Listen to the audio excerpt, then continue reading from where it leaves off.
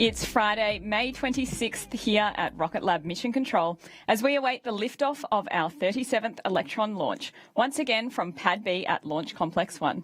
Hello and welcome to Launch Day. You're joining us live for our broadcast of Coming to a Storm Near You, a dedicated launch for NASA to deploy the second half of the TROPICS constellation. I'm Imogen Ray. And I'm Keegan Black, and we're excited to have you join us for another TROPICS launch. It's also an extra special day for us here at Rocket Lab as we celebrate the 6th anniversary of Electron's first launch.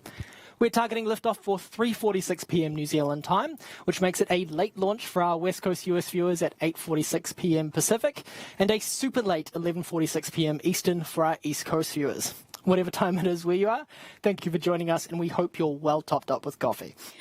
Today's launch is the second of two for NASA to deploy the TROPICS constellation, which stands for Time-Resolved Observations of Precipitation Structure and Storm Intensity, with a constellation of smallsats. This innovative constellation of 4 CubeSats will monitor the formation and evolution of tropical cyclones, including hurricanes, and will provide rapidly updating observations of storm intensity. This data will help scientists better understand the processes that affect these high-impact storms, ultimately leading to improved modelling and prediction to help save lives. Here's more from NASA about the TROPICS mission. Here's a question. How does a group of satellites, each no more than a foot long, help improve forecasts for tropical storms and hurricanes? Let's take a look. Hurricanes are some of the most powerful and destructive weather events on Earth. The 2020 Atlantic hurricane season was brutal, producing a record-breaking 30 named storms. What's more, 10 of those storms were characterized as rapidly intensifying, some throttling up by 100 miles per hour in under 2 days.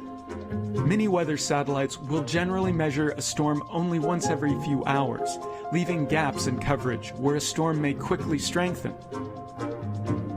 To help fill this observation gap, NASA is launching TROPICS, a collection of satellites designed to make a big impact on our understanding of damaging storms. Their mission? To provide near-hourly observations of a storm's precipitation, temperature, and humidity, allowing scientists to better understand what drives a storm's intensification. To achieve this, researchers at MIT's Lincoln Laboratory developed a miniaturized microwave radiometer that's about the size of a cup of coffee.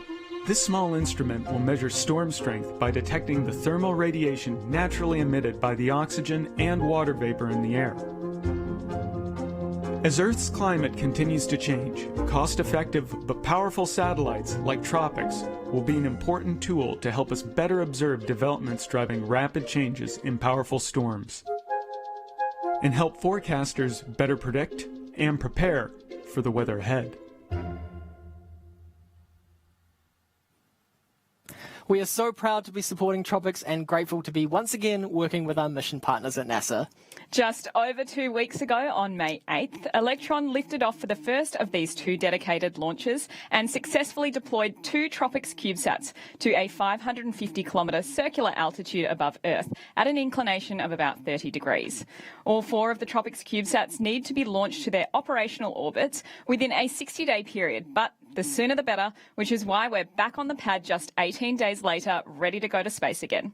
Let's catch a replay of that mission. Rocket like a hurricane. 10, 9, 8, 7, 6, 5, 4, 3, 2, 1. We have liftoff. Vehicle has cleared the pad, safe for launch pad.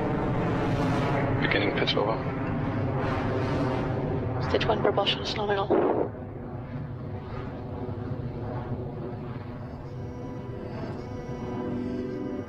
"15 seconds to MECO.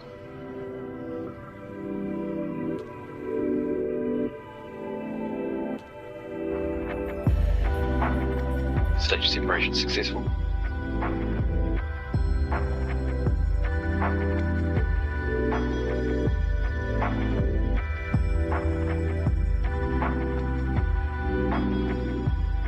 Fairing separation successful. Stage 2 propulsion is still nominal. HVB discharge nominal, approaching hot swap in roughly 30 seconds. Pulse was successful. Battery jettison confirmed.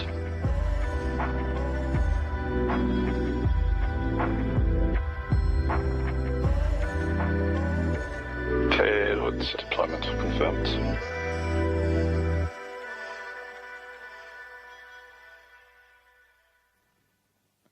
TROPICS has been a massive team effort with the science team led by the Lincoln Laboratory at the Massachusetts Institute of Technology and others including researchers from NASA Goddard Space Flight Center, the National Oceanic and Atmospheric Administration, or NOAA, and several universities and commercial partners. So with one launch down, we're excited to get the next away today ahead of the North American hurricane season. Just like our first TROPICS launch, today's mission is flying from Pad B at Rocket Lab Launch Complex 1, our private orbital spaceport on New Zealand's Mahia Peninsula. As we approach the final minutes in the countdown, our launch operators at Range Control in Mahia and here in Rocket Lab's Mission Control are working through their final checks before liftoff. Commanding this overall effort is Launch Director Julia van Bache. Shortly, Julia will ask all operators for an update on their launch status to determine if they are good to proceed with today's planned launch. This is called the Go, No-Go poll, where operators will indicate if their systems are green, go for launch, or red, which means they're working an issue. Let's listen into that poll for all greens and goes across the board. This is LD on mission code. We are proceeding now with the Go, No-Go sequence. Stage. Status go. Avionics. Avionics go. GNC. GNC's go. Recon. Recon is go. T1. T1 is go. GC. GC is go. PLS. PLS is go. RSO. RSO is go. MET.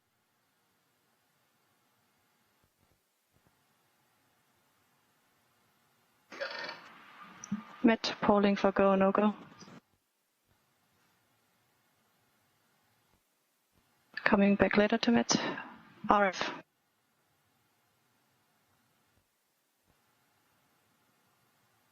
RF LD and mission code. RF is go. Thank you. MM is go. And MET. Mid is go. LD sub. LD sub is go. The go, no-go sequence is now complete. We are T-minus 11 minutes and 58 seconds in counting. We are go for terminal count at T-minus 10 minutes. From this time, the three-way procedure is in effect. Fantastic news there from Mission Control. All greens across the board, which is what we want to hear. We are go for launch, which means we are coming to a storm near you very soon indeed. We're on track for a liftoff of 3:46 p.m. New Zealand time today, in about 10 minutes from now.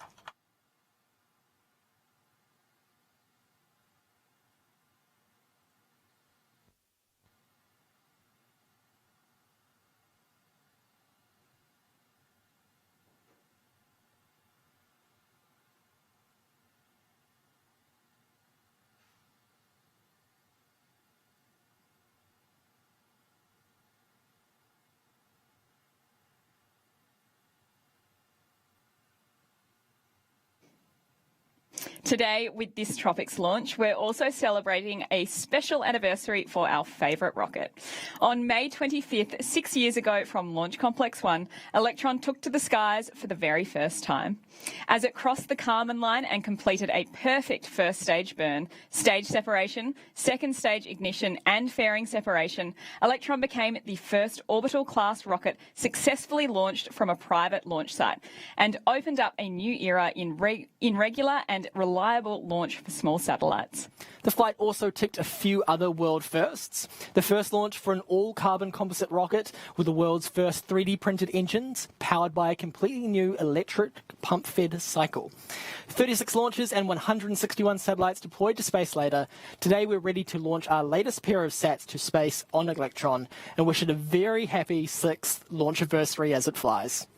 Today's launch will be our 37th Electron mission, but the way we go to space for the two TROPICS launches is a little different from a standard Electron mission to low Earth orbit.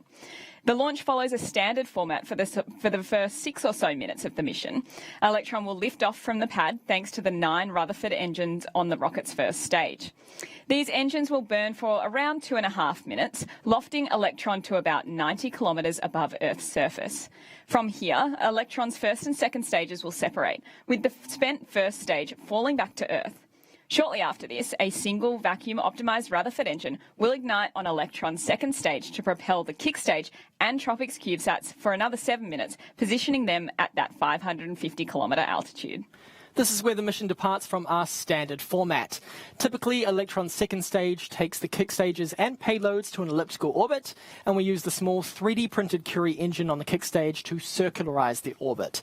For the TROPICS launches, the second stage is used to circularize the orbit, and instead, the kick stage's Curie engine conducts what's called a plane change maneuver to position the TROPICS CubeSats at an inclination of 30 degrees, the best spot for monitoring the formation of tropical storms. Here's more from Guidance, Navigation and Control Team Lead, George Buchanan. I'm Dr. George Buchanan, Guidance, Navigation and Control Engineer, Team Lead, but you can just call me George. The GNC team, Guidance, Navigation and Control, is in charge of making sure that Electron gets to the right orbit. So the inclination of an orbit is the tilt. So a 0 degree basically means that you're going all the way around the equator. 90 degree means that you're going up and over the North Pole and the South Pole. So with a normal Electron, we'll go to a transfer orbit with our stage 2. So that means that we're in around about the right orbit, but slightly too low, and then we use our kick stage just to boost us up before we deploy payloads.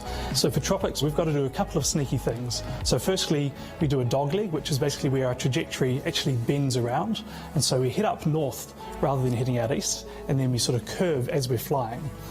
And then the second thing which we have to do is we use our kick stage to do an on-orbit inclination change, which basically tilts the orbit which we're in to be in the right one. So for TROPICS, between liftoff and payload deployment, most of it will look very similar. However, what's a little bit different for TROPICS is that we'll be at the right altitude already. So if you're watching, you look carefully at the video and also at the altitude overlay, you'll see that we're much higher than normal. So we go into a coast until we get close to the equator, and at that point our kick stage will light its Curie engine and do an inclination change. We'll actually be pointing sideways and burning sideways. So we'll be travelling up along this way and actually thrusting at right angles to that, which is highly unusual, but it's what you need to do this change.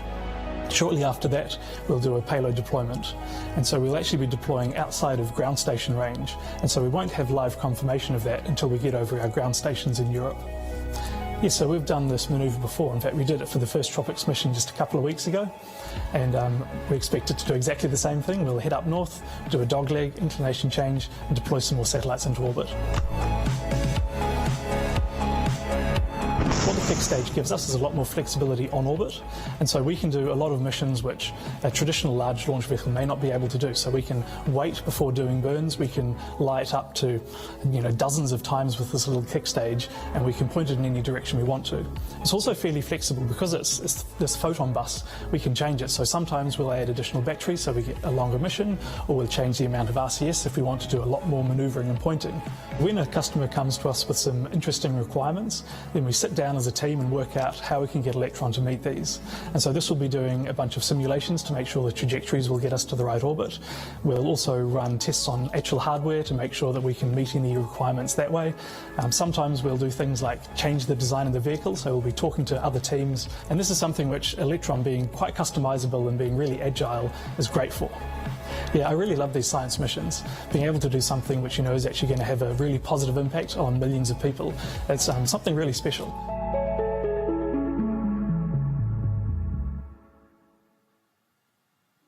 We look forward to hearing confirmation in around 30 minutes from now that the kick stage has completed that plane change manoeuvre and the final TROPICS CubeSats are safely in orbit.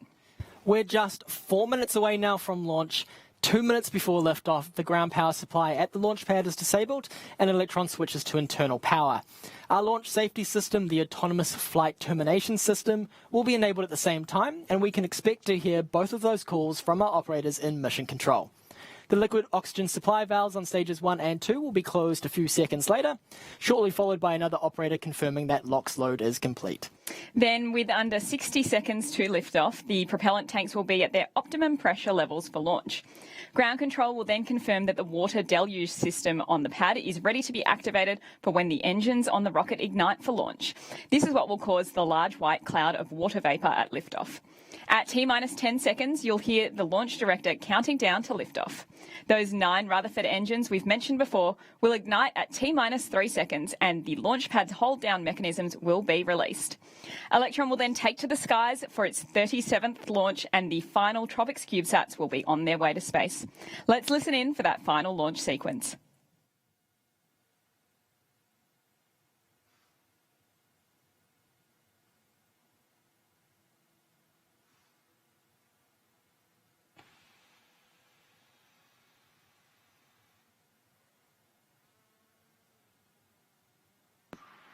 To all operators, this is LD on mission code.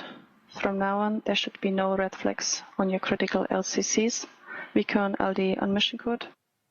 LD VCON. VCON, please lock the auto sequence and confirm. Confirmed. Thank you. And VCON, please confirm that all expected primary flight computer ASCOs are green. Confirmed. Thank you. To everyone on mission code, we are go for auto sequence start at T-minus 2 minutes. LDs go for launch.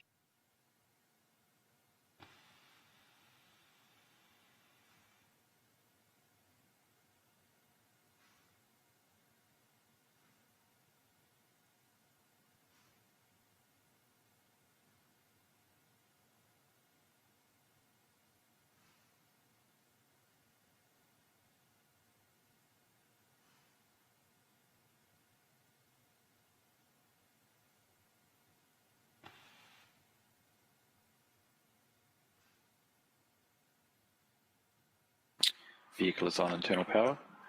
AFTS is green and ready for launch.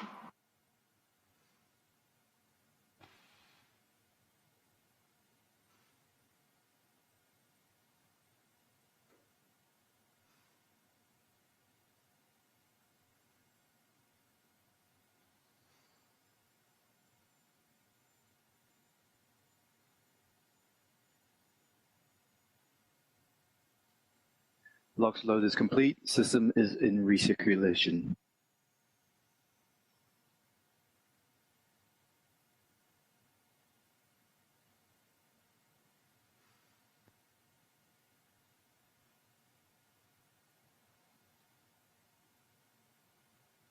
Anti-geysering is disabled.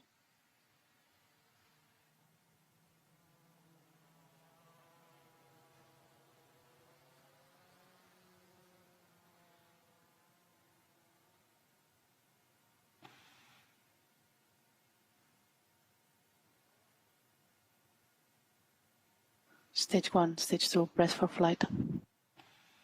Hyperage flow, engine purge enabled.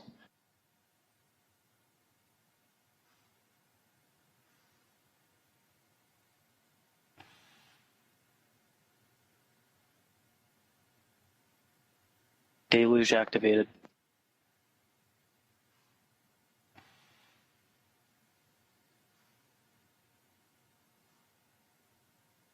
And T-minus 19 seconds and counting.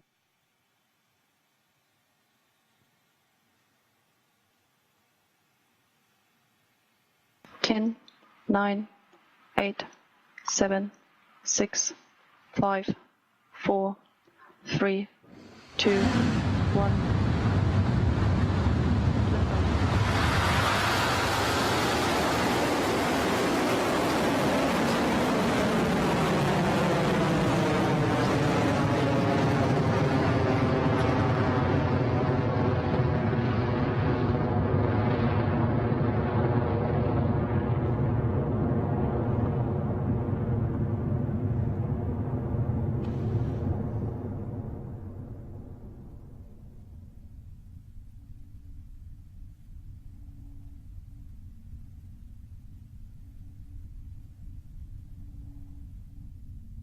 HVB discharge nominal.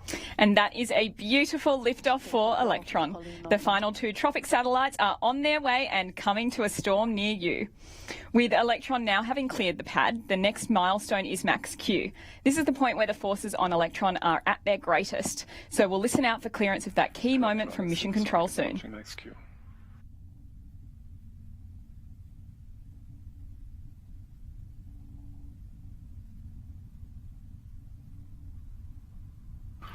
Clear max Q. Stage 1 propulsion is nominal. And there we have it. Electron has passed through max Q and continues on the way to space. Right now, Electron is travelling at over 2,000 kilometres per hour and is at an altitude of 20 kilometres. Now, coming up next is main engine cutoff, or MECO, where the 9 Rutherford engines on Electron's first stage shut down to make way for separation between the first and second stages. Within seconds, the single space-optimised Rutherford engine on the second stage will ignite to carry the kick stage and the TROPICS satellites all the way to orbit. That should take place shortly at around T plus 2.5 minutes. So let's listen in to that call from Mission Control. Stage 1 propulsion still nominal. Please stand by for MECO in roughly 30 seconds.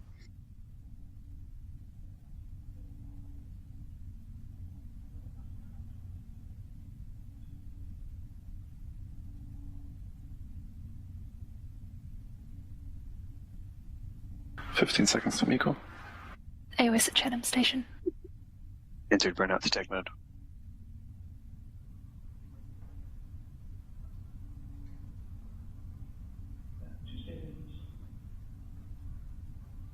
And MECO confirm.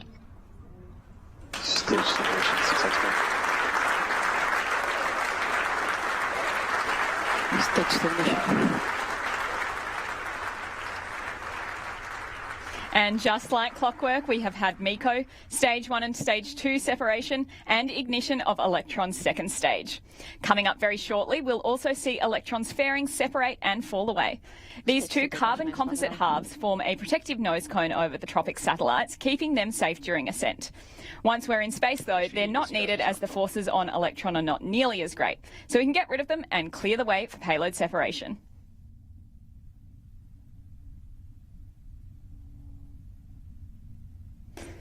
Now, for this mission, because we're headed to that 550-kilometre circular orbit straight away with Stage 2, we're leaving the fairing attached just a little bit longer than usual.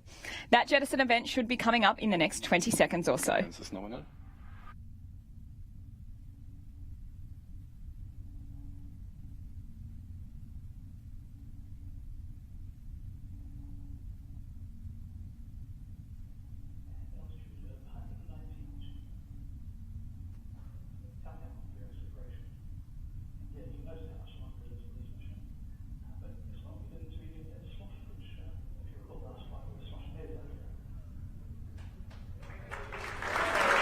Separation successful.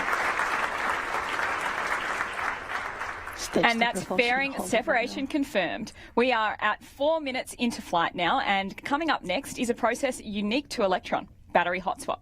The pumps on Electron's Rutherford engines are powered by Electron pumps, which draw their energy from batteries. Once we deplete the batteries, they are dead weight that we don't want to carry all the way to orbit, so we eject the batteries and swap over to a fresh set in flight.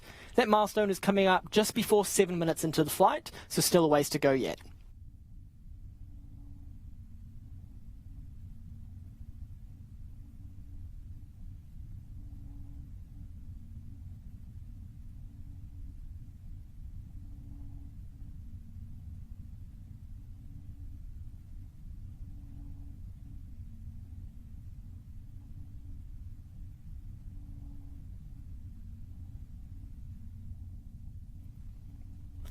So far for today's mission, we've had a perfect liftoff. We've cleared max Q, had a good first stage burn, and separation of Electron's first and second stages.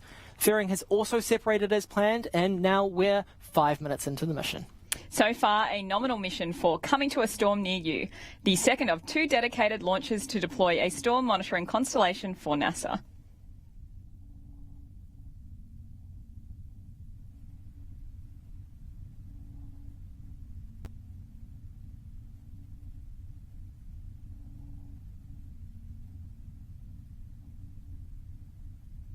Stage to propulsion, still holding nominal.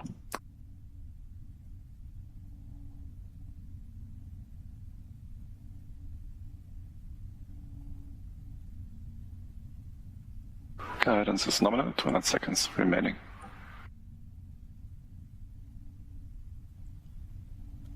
Now we're coming up on that all-important battery hot swap. Powering engines with batteries is one of the things that makes the Rutherford engine special. The single stage 2 engine requires a longer duration than the stage 1 engines, so we have to hot swap the spent batteries to a third fresh one. This is one of the final gates to orbit, so let's listen into the operators in mission control for that call. Nominal, approaching hot swap.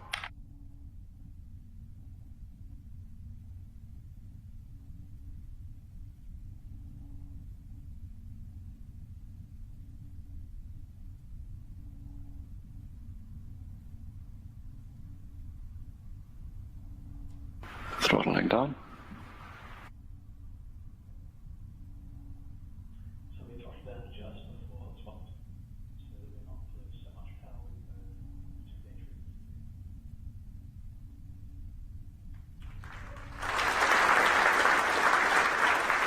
Swap successful. And there you have it, a Propulsion is clean nominal. hot swap for the second That stage engine is Rutherford different. engine. Electron continues to orbit with around 2 minutes remaining in today's stage 2 burn. Speed is good, altitude is good, Electron is good, T plus 7 minutes into the second Tropics mission for NASA. Just in time for the Atlantic hurricane season commencing at the start of June, these two CubeSats, along with the two that we launched just 18 days ago, will provide members of the meteorological community with hourly returns over the same storm to more accurately predict patterns, which could save the lives and livelihoods of millions of people.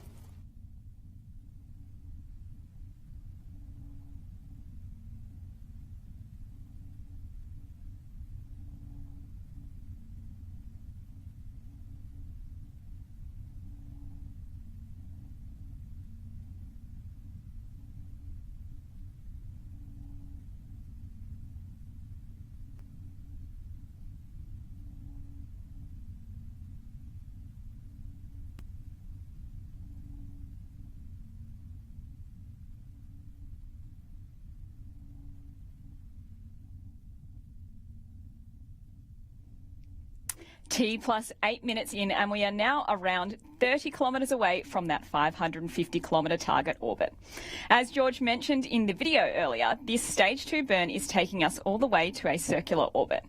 Then we have that dogleg inclination change just over the equator to put us in the correct plane for payload deployment coming up at 33 minutes into the mission. Electron is continuing well at speeds of over 19,000 kilometres per hour ahead of SECO and kick stage separation. SECO stands for second engine cutoff, and you'll know when the second stage completes its burn because the nozzle glowing bright orange on your screen right now will turn back to grey as it cools down after the engine shuts off. Immediately after that shutdown, Electron's kick stage separates from the second stage, and in around 1 minute the Curie engine will ignite and begin that plane change manoeuvre ahead of payload deployment.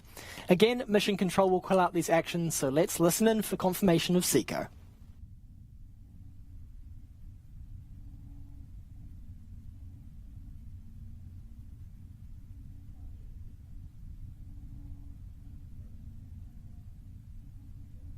SECO confirm.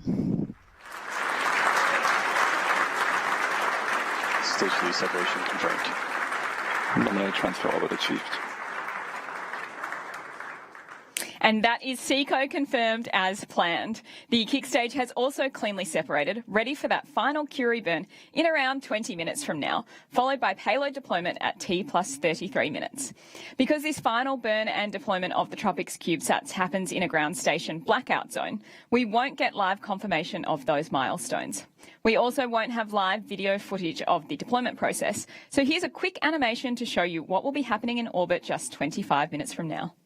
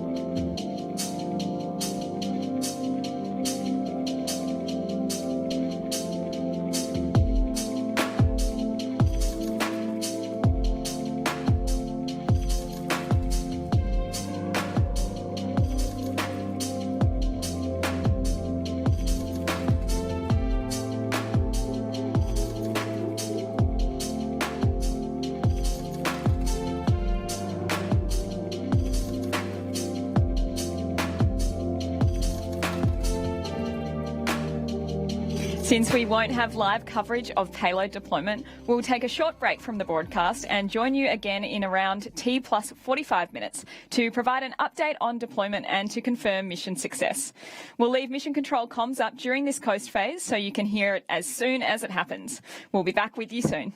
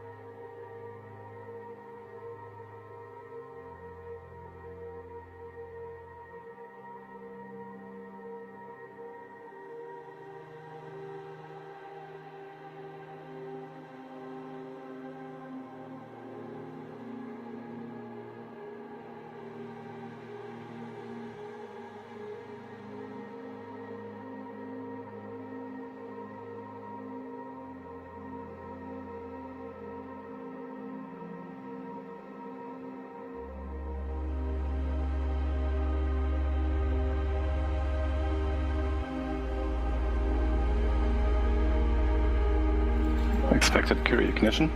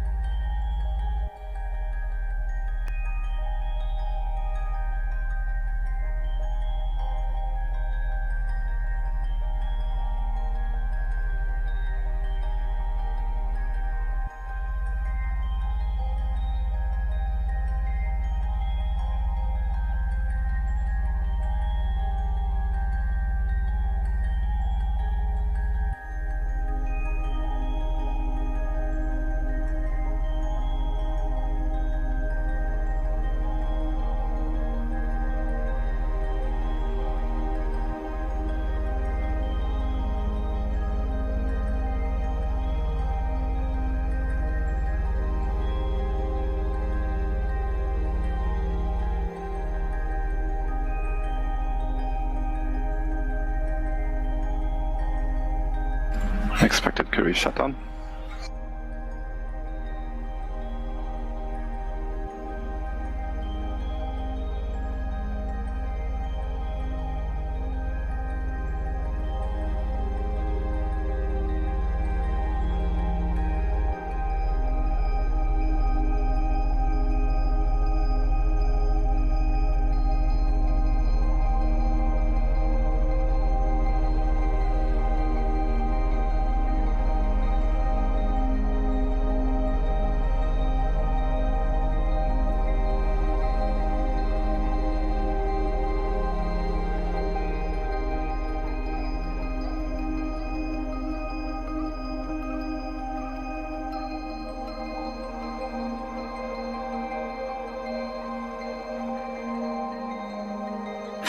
Expected payload deployment.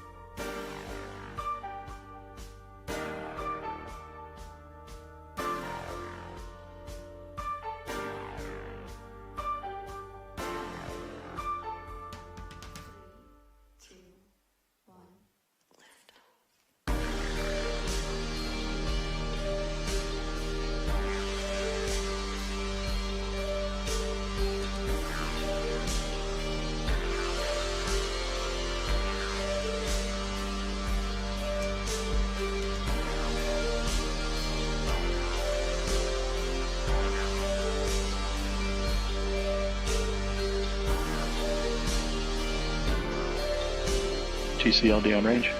Sorry, on mission.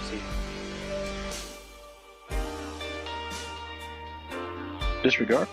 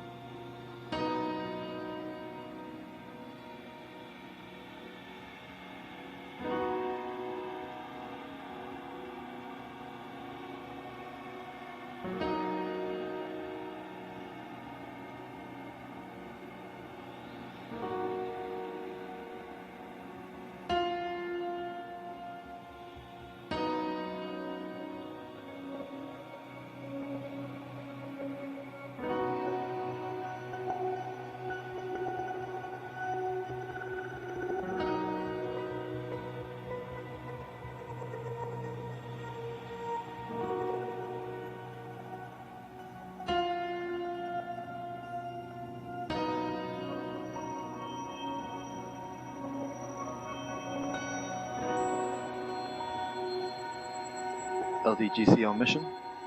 GCLD. Zone 5 requirements are completed. Copy, thank you. And just checking in at Romeo 7800. Are you happy with its progress as well? Affirmative, it's in works, just warming up the skid a little bit more. Copy.